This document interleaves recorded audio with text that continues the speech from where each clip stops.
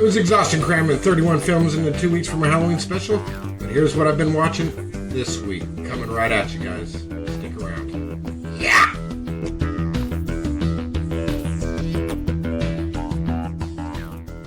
How goes it, fellow film dwellers and movie lovers? I'm Scott. Thanks for joining me here in the Movie Den. So this is going to be the first in a series of weekly episodes I plan on bringing to y'all about what I've kind of been feasting my eyes on throughout the week. This could be anything from the theaters, streaming, things I've picked up for the den out hunting around. So with that out of the way, let's get right into it. The first film I watched was Spider-Man Across the Spider-Verse. It's the sequel to the 2018 Spider-Man Into the Spider-Verse. Now, I'm a bit more old school, and I might get shamed for saying this, but outside of the early days of Disney animated movies, really, like Bambi, Cinderella, Snow White, The Black Cauldron, Fox and the Hound, and some earlier Pixar stuff, I really never gravitated towards animation. Yeah, sure, I grew up, and I loved them growing up, but as I grew older, of course, my taste started to change. And it wasn't until the first Spider-Verse film, Into the Spider-Verse, won its Academy Award for Best Animated Feature, that I decided to check it out. And I was blown away by its animation style. The enormous team of animators did an outstanding job in creating such an animated masterpiece.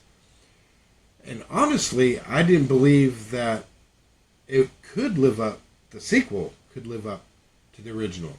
But in my opinion, it blew right past its predecessor and went miles beyond that with Across the Spider-Verse. There are so many different animation techniques used throughout this one, which warrants, to me, a repeat viewing to catch the things I missed. And there's a lot going on, so I'm sure I missed quite a bit. But it was much more than that. The storyline, which involves multiple spider people from different dimensions, is both heartwarming and action-packed. It's a tale of identity, heroism, and the power of collaboration. It's a great emotional journey for both Miles Morales and Gwen Stacy. I felt their emotions and tried to imagine what I would do if I was faced with their dilemmas. There are a lot of great lessons here and views of a loving home and disciplining with love. It has a thrilling soundtrack, which is a character all of its own. It's funny, heartwarming, exciting. I'm a big fan of these movies now, and I can't wait for the third one because they have to finish it. Because the ending was like, oh, no way. Give it to me now. So, man, I'm on board, and I'm more open-minded to animated features now. I will definitely be checking out more. You got any recommendations? What did you think of Spider-Man Across the Spider-Verse? Let me know in the comments below. Moving on with the news of Henry Cavill starring in and Chad Stahelski directing. He did directed the John Wick films. I'll be covering all that on Monday on my first episode of That's a Wrap. News going around in Hollywood, stuff like that. Anyways, thinking about a potential for a remake, I decided I was going to watch the original Highlander film. Now, I didn't watch the U.S. version. I chose to watch the director's cut, which has an additional eight minutes of footage. And these scenes add more depth to Connor's more emotional backstory. That, the studio kind of felt that would confuse you. But anyways, not confusing at all. I wish they would have left it in. But I fell in love with this film upon my first viewing, and it never gets old. It's a story of immortals battling it out throughout time.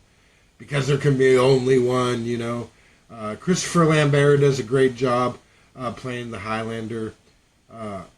Connor MacLeod of the Clan MacLeod, a Scotsman who was banned from his village because he came back to life after death. He was thought to be a witch because of his own immortality. He's later trained and mentored by Ramirez, played by the great Sean Connery. The evil, immortal villain Kurgan, played by Clancy Brown, is a great villain, probably one of my top 10 villains of all time. The directing was great. The cinematography is excellent. The soundtrack by Queen is a character all of its own. I just really loved everything about Highlander. If you haven't seen Highlander, you have to see Highlander. and I forget the others that came after it. There can be only one, and that was the original Highlander. Now, I also started watching anyways, the Chucky series over on Peacock. I've only seen the first couple episodes of the first season, so I really wanted to do more of a current review with all the seasons included. So once I get done watching that series, I will be including it as part of this series. So look out for that in a few weeks, probably. Maybe a week, maybe 2 weeks. We'll see. See what happens. So anyways. Okay, guys, that's it for this episode of What I've Been Watching. If this is your first time in the den and you like the episode, please subscribe to the channel. It'll help me out tremendously. Be sure to hit that notification bell on the way out to receive future notifications on content. If you are a den dweller, thank you for coming back. I appreciate you. Good to see you. If you like today's content, hit that like button. Give me a thumbs up. Share it with your peeps. Helps the channel out tremendously. I said that a couple times. But anyways, helps me out a lot. Again, I'm Scott, your host. Thank you for joining me in the movie den. Until the next time, what say you? Take care, guys.